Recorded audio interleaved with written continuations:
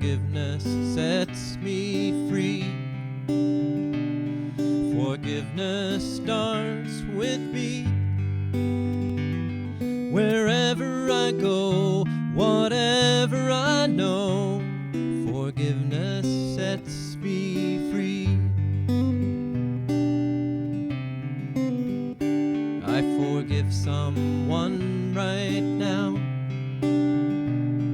I may not know just how to begin to let go, so I let love show me I forgive someone right now. Let's forgive the world today. As we forgive the world, we say it opens our hearts, it works from the start. Let's forgive the world today. Forgiveness is the love that I send. Forgiveness leaves me nothing to defend. Forgiveness always gets me to the end of what I thought I knew to be true. What brings me pain may not be true, and it may not be you. I forgive myself inside. I know that love will guide me, for no matter the sin, there's a place to begin. I forgive myself within.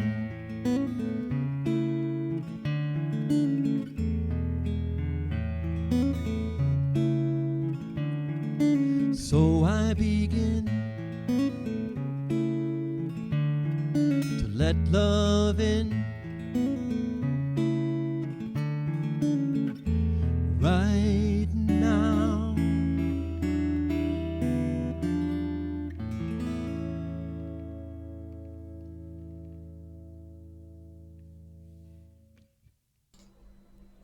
Thank you, Christopher Fritchie. It's so good to see you and hear you.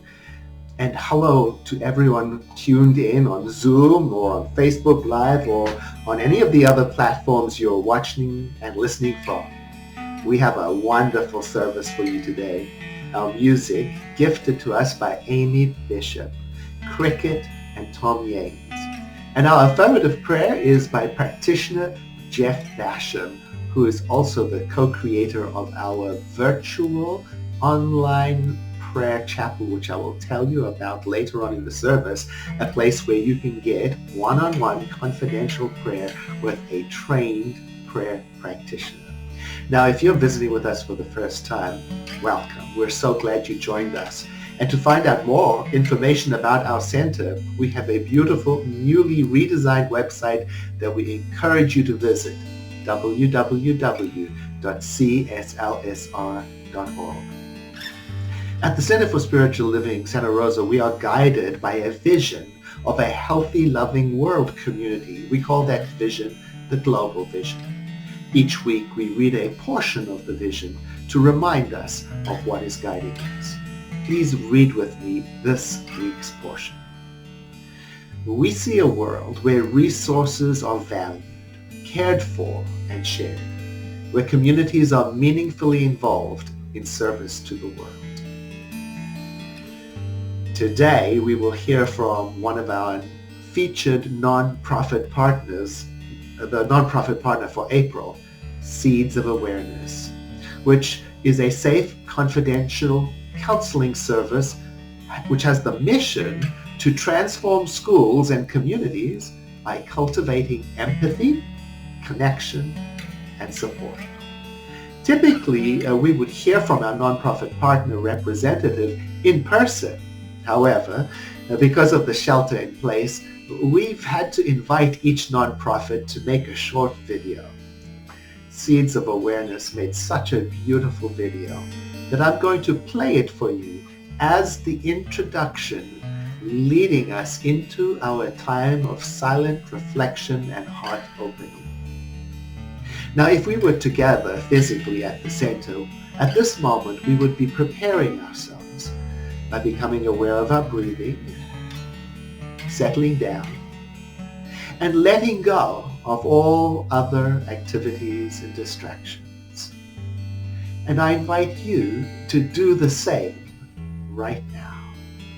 I know that somewhere in between the music and the meditation and the prayer and the message is exactly what your heart is seeking for the next evolutionary step on your spiritual path. Welcome. Hello, my name is Selena May, and I'm our director of our Mindful Training Institute at Seeds of Awareness. And on behalf of my colleagues and all of the communities that we serve throughout Northern California, we'd love to extend a huge thank you to all of the leaders and community members of the Center for Spiritual Living. We are so grateful for your generosity, for your kindness, and for your compassion and for your desire to uplift communities and schools and individuals, especially in this deeply challenging time. So thank you, thank you, thank you, thank you. Our mission at Seeds of Awareness is to transform school communities by cultivating empathy, connection, healing, and mindfulness. We have counseling and mentorship programs in schools. We teach social emotional awareness and social skills, nature connection skills to those most marginalized, to youth, educators, school leaders, individuals. We also offer low fee, affordable counseling services in our holistic counseling centers in Oakland and in Petaluma. And it's through your generosity and through your deep intention to promote hope and healing that we are able to keep continuing to spread this work throughout communities in Northern California. One little practice I love to do with the children that I often support is I call it a heart blast. They love to do this, and we'd love to send a little heart blast to you. Our prayer is that it reaches every individual that contributes to the beautiful mission that we have here at Seed. So if you'd like to join me, you can place your hand on your heart if that feels good. And you might softly flutter the eyes closed for a moment, or just softly gaze at something in front of you. And for a moment, you might see if you can feel your heart beating. And as you feel your heart beating, you might feel that miracle of our life and the heartbeat of community and connection that we all share when we share this same united purpose of empowerment, healing, and love. And we might take a breath together here and out. And you might imagine the thousands of children, educators, school leaders, individuals that Seeds of Awareness supports, these webs of love and compassion and kindness, and trust that and feel that connection that we all have together with this shared purpose. Another breath in.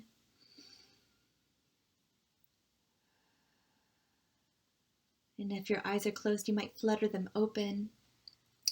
And now, if you'd like, you can rub your hands together. And on the count of 3, we're going to send all of that love out to every person everywhere. 1, 2, 3. Thank you, Center for Spiritual Living. We are so grateful. Sending all of that love back at you. Peace.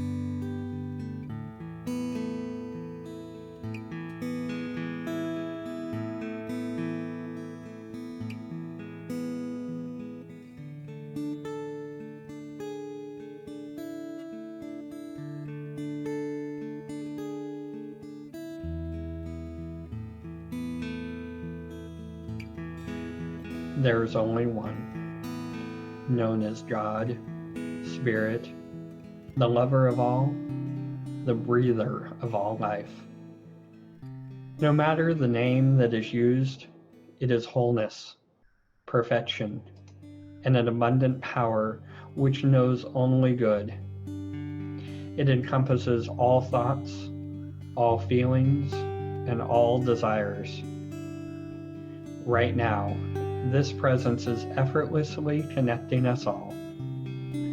As I recognize that this presence is flowing through these words, I know that it too flows through every person hearing this prayer.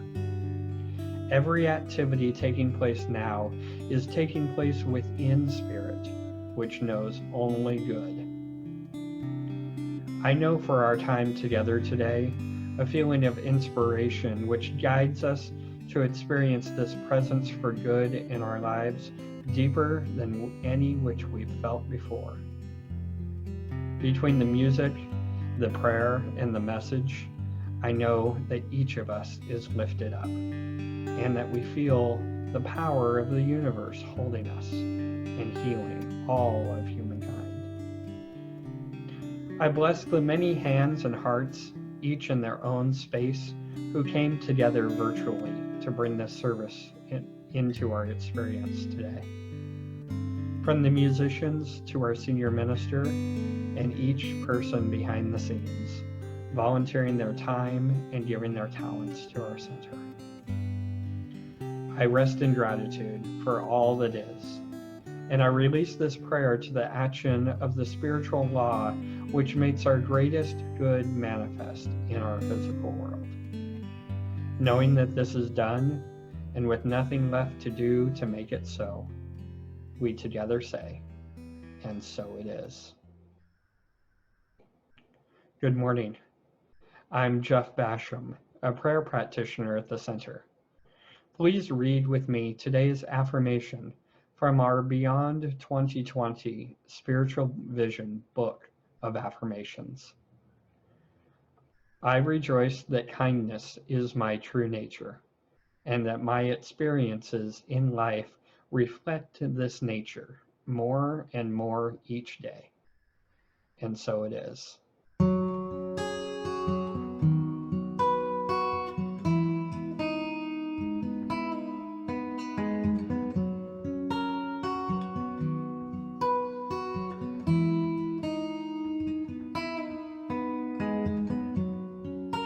always wish that I was cooler, that I didn't samba to the beat of my own heart, like the girls I worshiped back when I was a high schooler. A thinner-thighed, higher cheekbone work of art, constantly worrying what people thought about me. Somehow scared they don't think of me at all. Happy to hover on the outskirts or boundary. Just let me hang around, I promise to stay small. But I don't fit inside a box. I'll never fit inside a box. Round, big, square hole. I'm not your average Barbie doll, no. I don't fit inside a box. Not one size fits all.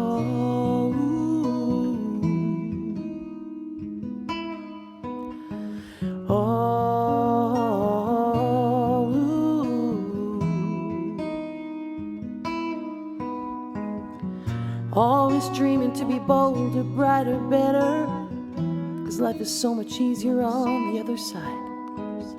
But if I could write the 13-year-old me a letter, I'd say love yourself before the best of you has died. And maybe I could open up and show you all my devils, let you really see what lives under this skin. But I'm horrified on way too many levels just to even think of letting someone in. 'Cause I don't fit inside a box. I'll never fit inside a box. Round, peg, square hole.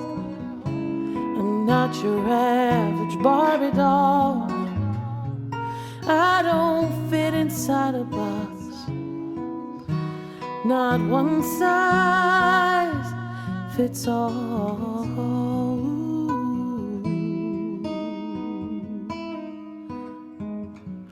Oh,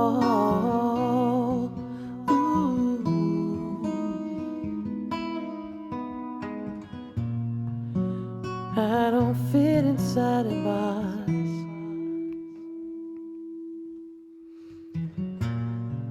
I'll never fit inside a box.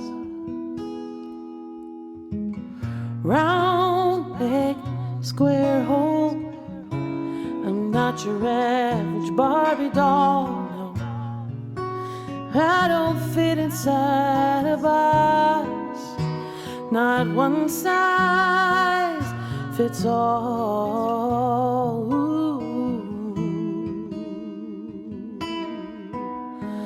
Oh, ooh. I don't fit inside a box. Good morning, Santa Rosa. Our topic today is the path of the nonconformist, which reminds me of a study that was conducted many years ago across centers for spiritual living communities. And the purpose of the study was to identify, in part, what kind of person might be attracted to this particular New Thought movement. And as best as I can remember, the results of the study described you and me, people who are explorers, spiritual and mental explorers, people who don't necessarily fit in or care to fit in, although some of us do. People who sense that they are utterly unique human beings, but who also share something in common with all of creation. People who can't quite feel comfortable until they are at least trying to be as authentic as they can be in this life. I'm remembering about the first day that I spoke at the Center for Spiritual Living in Santa Rosa because I was terrified. I had not ever done anything like it before. In fact, I had no experience. I didn't have the stage presence of so many of the great speakers who had gone before me.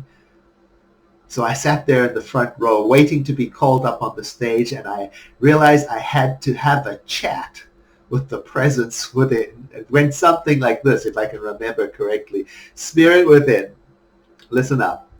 I don't know what I'm doing here. And frankly, I'm scared of making a fool of myself. But here is what I'm really good at. I'm really good at being me. So, I'll show up. I'll get up onto that stage and I'll open my mouth, and you better do something. Through me, I know you'll say something. You're going to reveal something through me, and I'm willing to be the vehicle for that. And I know that when I do that, I'll be being the very best me that I know how to be. Ever since then, I've tried to keep that in mind, that is my job, my only job, to be nothing more than what divine mind created. And for that to happen, I have to show up.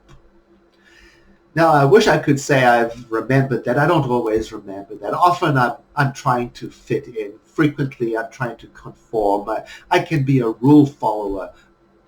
Even though what I believe for you and for me is that the Holy Spirit stamped a divine imprint on your soul and my soul, and that stamp is your life path. And it's unique. Yours is yours, mine is mine. And all the good you will ever receive in your life is on that path, not on mine, not on someone else's. Now, I am not talking about being predestined to do or be something. I'm talking about living your own life and not someone else's.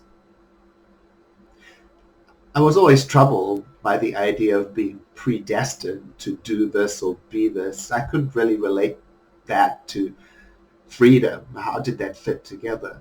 Besides, I used to be afraid that God's plan for my life would be something I didn't want, something hideous.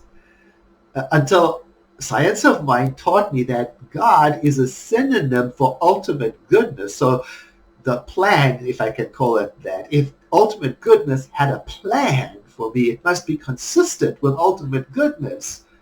So it would be a plan that allowed for our uniqueness.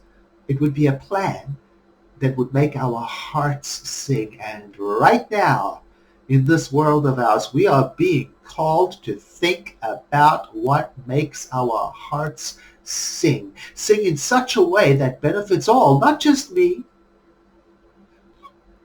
And I don't think there is only one thing that you and I can and must do in this world, and the divine has cleverly hid it away, so it's a puzzle and we're always longing for it. And that brings up the question then, so why don't we always know what our path is?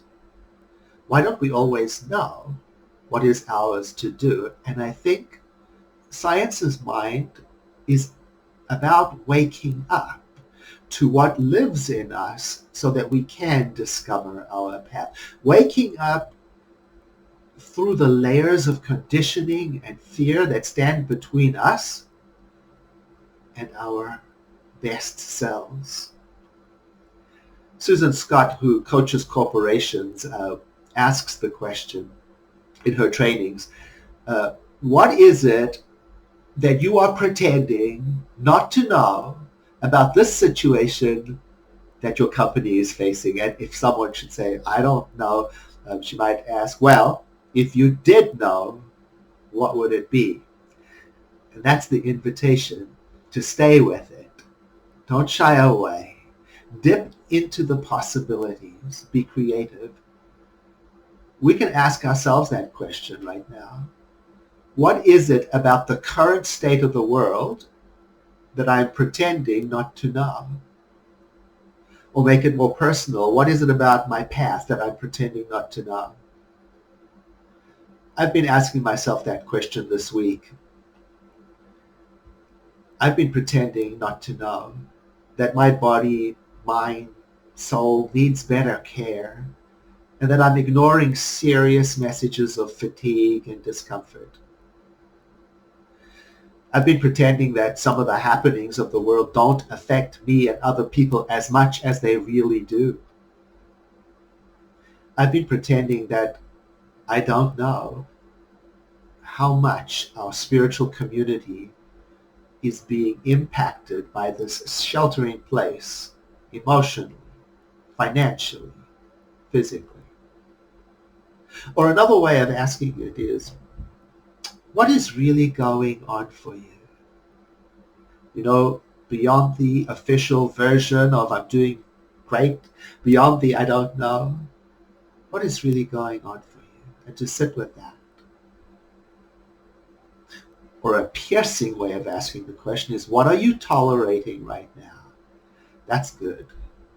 You know, if your deep driving desire is to be kind and loving, but you're tolerating bitterness and sarcasm, then what you get is something that in the military is called ground truth. Now, ground truth refers to what is actually happening on the ground compared to the official intelligence reports. And so why is that important? Because for me to truly show up and be what the divine created me to be, for me to welcome what the divine is creating through me, I must be honest with what is really going on. Honest about when I'm tolerating, going along, conforming, compared to when I'm consciously choosing to show up authentically as me. So for me, it's been helpful to start with an honest question of what's going on in my life? What am I tolerating? And is that working with my lifespan? You see, the topic today is the path of the nonconformist, and I wanted to build up to that because it seems to me that there are mixed messages in our culture about that. On one hand, stand out and be exceptional. On the other hand, which is sometimes the stronger hand, don't fool yourself that you can stand out and be anything. On one hand, be different and alive. On the other hand, don't rock the boat. A friend of mine was telling me about a neighborhood in a foreign country that he visited where all the houses were painted in the same color. And the city governance had passed an ordinance making it mandatory to use those certain colors when painting any house. Now, on one hand, I can see the aesthetics of that rule, and I do like to be a rule follower. And I do like to be part of the group. And on the other hand, something in me bristled. Ralph Waldo Emerson said something like, in our society, everything works against being an individual, and society is actually conspiring against those who dare to step out of line and think for themselves. And I think he went on to say that in order to be a full human, you've got to embrace that nonconformist part of you. Well, that's tricky. In today's language, I guess it means to be a whole, well-balanced being. You've got to step away from the crowd and be you. Now that's great advice. And if you've ever tried to move away from the crowd, you've probably encountered the sheep herders. You know, the ones who brought us back into line. What are sheep herders? Well, they range from our own fears to our own need to belong, to our own absence of motivation. And so some of us decide when we meet the sheep herders that to conform is just plain easier. It's easier to blend in and get in line. You know, take refuge in everybody thinks that way, so it must be so.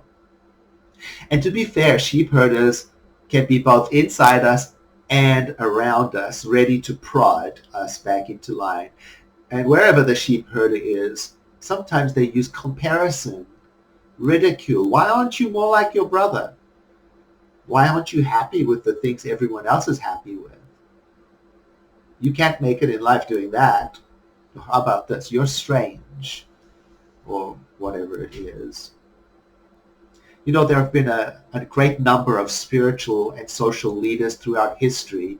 History has shown us major nonconformists going against conventional opinion of their time. Jesus, Krishna, Buddha, Mother Teresa, Mahatma Gandhi, Martin Luther King Jr. Somebody once shared their opinion with me. They said that we secretly hate the ones we admire. On one hand, we love to lift them up and celebrate the courage that they have for being different. And on the other hand, we start to loathe them, hate them for having the courage we didn't have. So we either assassinate them, or at least we like to see them taken down, to fail, so we can relish in sharing the message that took them down. Now, I didn't like the story that my friend shared with me, even though I saw traces of my own behavior in that. Why do I think nonconformists are not liked sometimes? I think it is because of the message they live. They often tell us the very things we don't want to hear. And that is that we are just like them, that we have the same authority they have, that we have the same possibility they have, and that we are in contact with the same spiritual power they are, that we have the same obligations they have. And that is to show up. Here is the message I associate with nonconformity. Be exactly what the divine created you to be. Positive, creative, caring, sharing, compassionate, including, and possessing a unique talent that is never, never, ever, never going to be repeated in all of time again. I don't know if you think of yourself in this way. Maybe this is a new idea for you. It's a new idea for me every morning.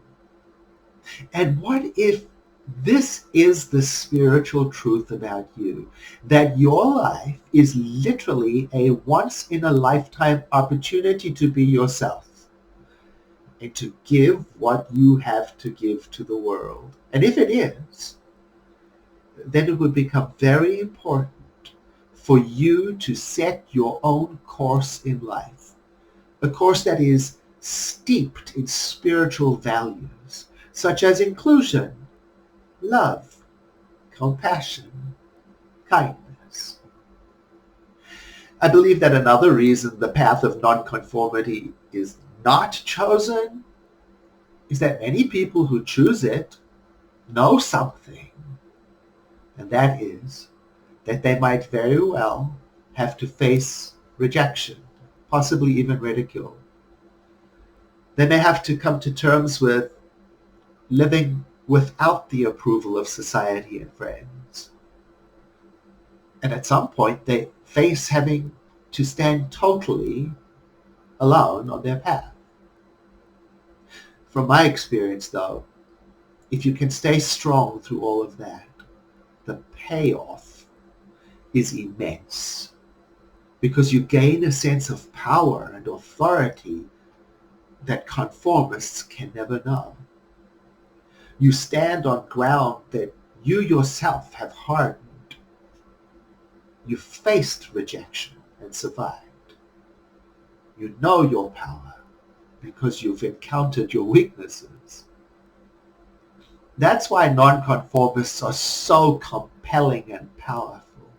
To me, they possess something precious, total and complete inner authority. They possess self-respect. I was a conformist as a child, so afraid to stand out any more than I already did. I was often told what a weird kid I was. So whatever any authority figure told me to do, I basically did it. But that wasn't my true nature. So there came a point when the real me was so bottled up that I went completely to the other extreme. So whatever anyone told me, I did the opposite. Authority figures did not have a good time with me. And as a result, I did some stupid and dangerous things. Like if I was told to wear a mask, I wouldn't. But it didn't work for me.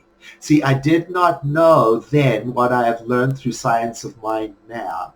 There is a huge difference between being a rebel and being a nonconformist. A rebel is reactionary. And when I'm reactionary, I'm not deciding my own course.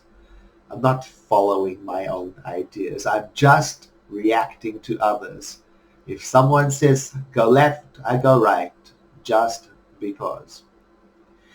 A nonconformist, rather than being reactive, is proactive.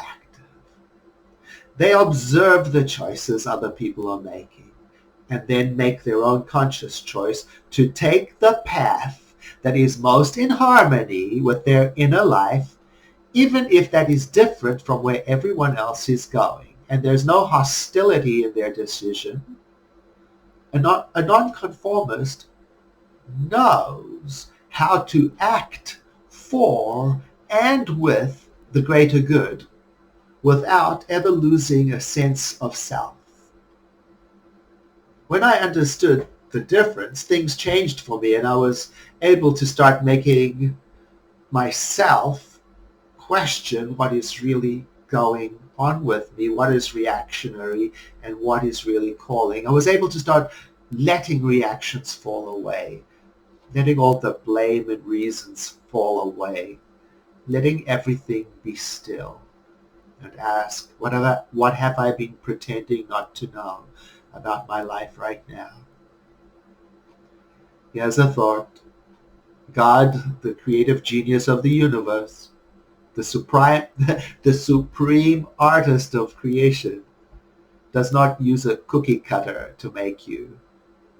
Everything it makes is a one-of-a-kind. Everyone and everything it makes is an original. From its unity, it creates diversity. And each one of us holds one unique piece of the puzzle of life. And when we put them all together, the pieces give a whole and beautiful picture.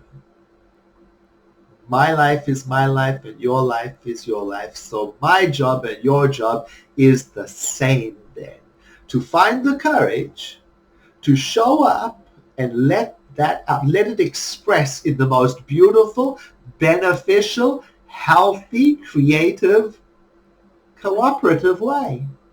In a world that right now needs your clarity, strength, and help. Here's what's going on in my life, part of it right now. It would be lovely to have the approval of the world right now. I would love all people in the world to have the same rights as everyone else.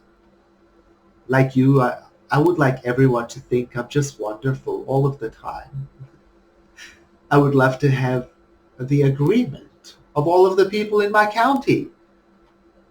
I would like all of the people I love to love me back just the way I want them to. And I'd like a standing ovation every time I appear anywhere. But I don't have that. Not really. I could be reactive, but no. Because what has become more important to me than having the world's agreement and approval is developing my own honest, humble approval of what the divine created in me. And it has created in me a strong desire to cooperate and help this world. Not out of conformity, but out of love. And more important than having the respect of my colleagues or peers or everyone. More important is looking in the mirror every day and knowing that I'm making the choices for my life that are honorable and as conscious as possible. And I'm forgiving myself when I don't. And I start again every day. You know, every time I have edited who I am to gain someone's approval or denied what I really believe in, fearing that someone else might not agree, something inside of me shrinks. I invite you to join me for this moment of prayer. I know that the universe is a perfect intelligence guiding everything. I know that even when it doesn't appear that way, it is true. And so I stay loyal to that.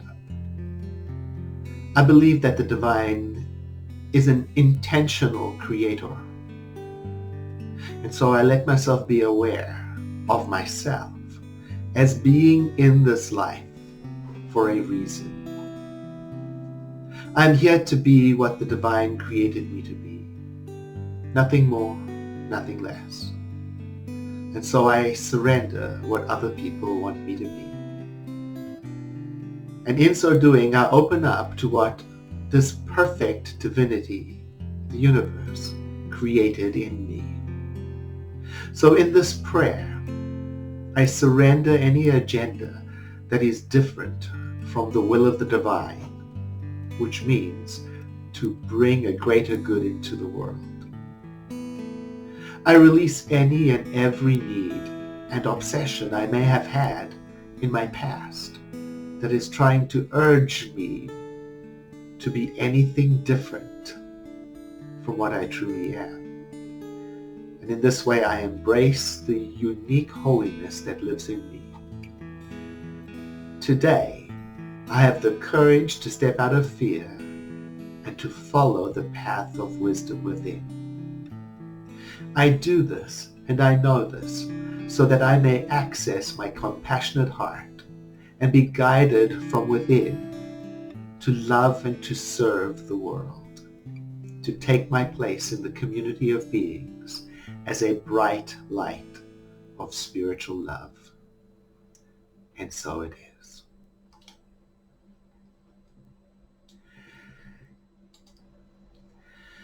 I invite you to take a deep breath in with me and to sigh as we make the transition to that part of our service today where we support our center financially.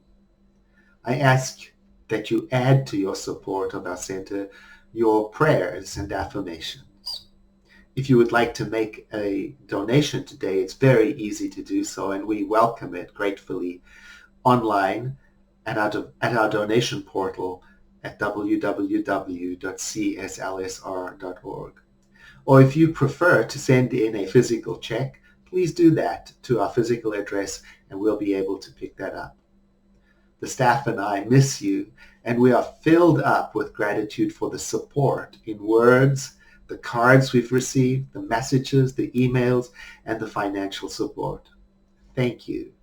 The Center for Spiritual Living is us.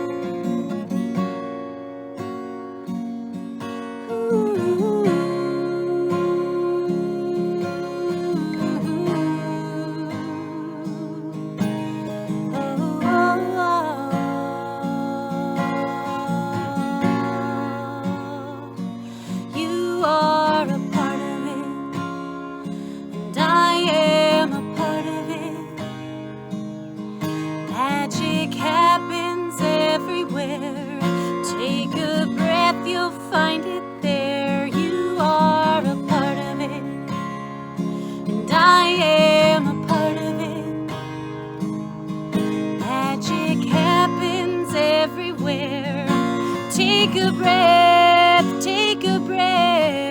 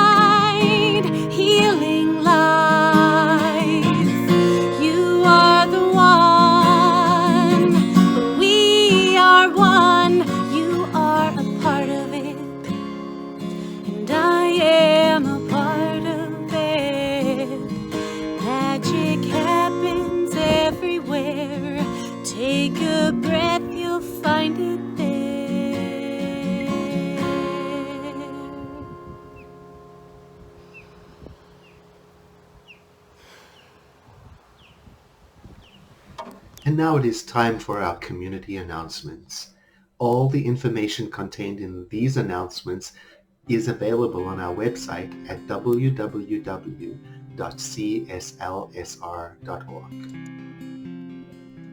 Our Youth and Family program is returning on Zoom thanks to our director, Susan Robinson, who is helping to make classes available online for ages 4 to 7 and also from ages 8 to 12 to assist families who may be finding themselves needing some spiritual inspiration while they are working from home and also homeschooling. So please contact Susan Robinson at her email address here on the slide if you would like to know how you and your family can benefit from our Youth and Family program online.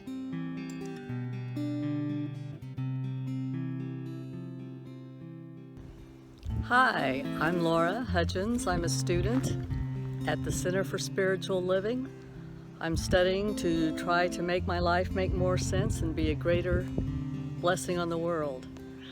I enjoy taking classes at the Center for Spiritual Living in Santa Rosa, and I'm enjoying taking an ongoing class currently, Advanced Spiritual Living, on Zoom. The format works for me. I'm blessed to have internet and a computer at my home, and I'm able to continue my learning. I've used Zoom in other venues at the California State University, and I think it's going to become a bigger part of our lives. So I'm thrilled to learn new skills, new computer skills, as well as more spiritual practices. And I love the wisdom that I gain from being in a community with a variety of people, a variety of spiritual traditions, a variety of lived experiences, socioeconomic groups, and diverse peoples. Center for Spiritual Living online classes have been and continue to be a blessing in my life.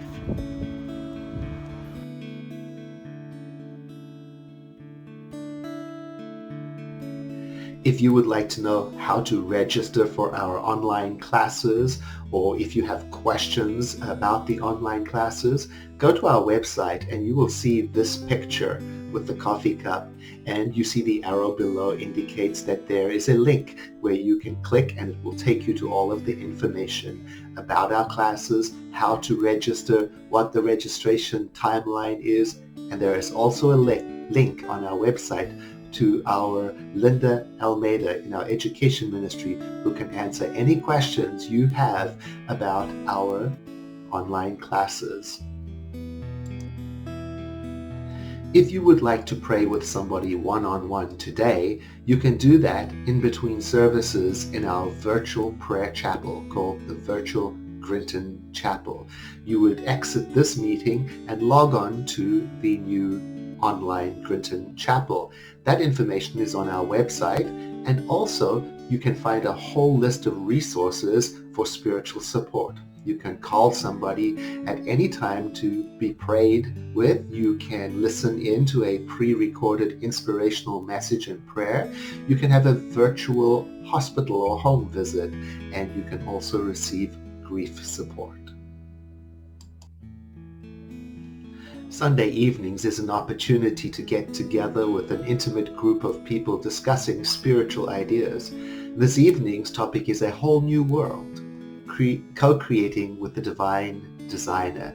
That's 7 p.m. tonight with practitioner Peggy Weber.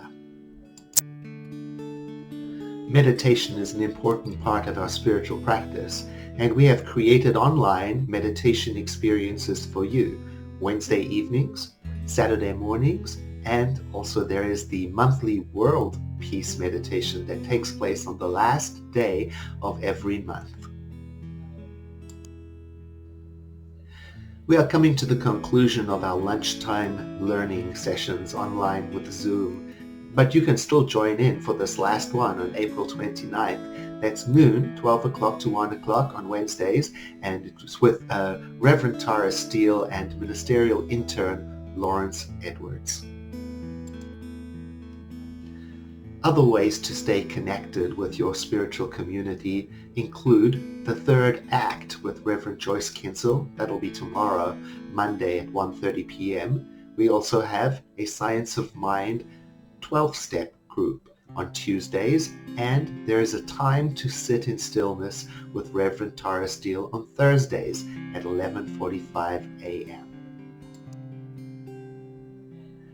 Everything you need to know about how to stay connected, how to get support, how to register for classes, everything is available on our beautiful and newly redesigned website at www.cslsr.org. Make a habit of visiting there. Information is updated frequently. Take a moment and explore the whole page and give us your feedback. We'd like to know how you use our Center for Spiritual Living Santa Rosa website. And if there is something incomplete in you, or if you cried yourself to sleep last night, or you have something that you wish to celebrate and amplify in your life, please do not miss the opportunity to have one-on-one confidential prayer with a trained prayer practitioner in our virtual Clinton Chapel. You would exit this meeting and then log on to the meeting that is listed in the link on this slide, or you can go to our website and find that information there too. And now, won't you know with me that something wonderful is happening right now? It is this thing called life. Life is in my mind, life is in my body, and life is in my affairs. I think it, I feel it, I express it, and I accept it just the way that it is, and just the way that it is not. Thank you, life. Know with me that you are never alone, that spirit is right where you are, that you have only to look within at any moment, to know that you are guided, sustained, and empowered by a presence that expresses itself through you in this world. In deepest gratitude, let us live our lives accordingly, so that in everything that we do and say and think, we honor the presence within. And so it is. Goodbye. I'll see you next week.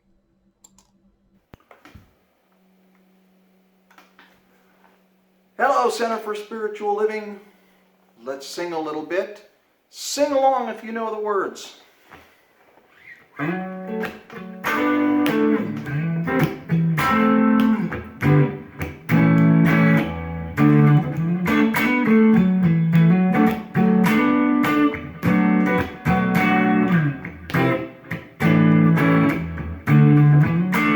Start my day with love. When I start my day with love, that's what I get more of, is love. I start my day with love. When I start my day with love, that's what I get more of, is love. Love, love, love. Love, love, love. Love. Love, love, love, love, love. I start my day with joy. When I start my day with joy, everything I do is infused with joy. I start my day with joy. When I start my day with joy, everything I do is infused with joy. Joy, joy, joy. Joy, joy, joy, joy, joy, joy. I start my day with peace. When I start my day with peace, I feel that sweet release of peace. I start my day with peace. When I start my day with peace, I feel that sweet release of peace. Peace, peace.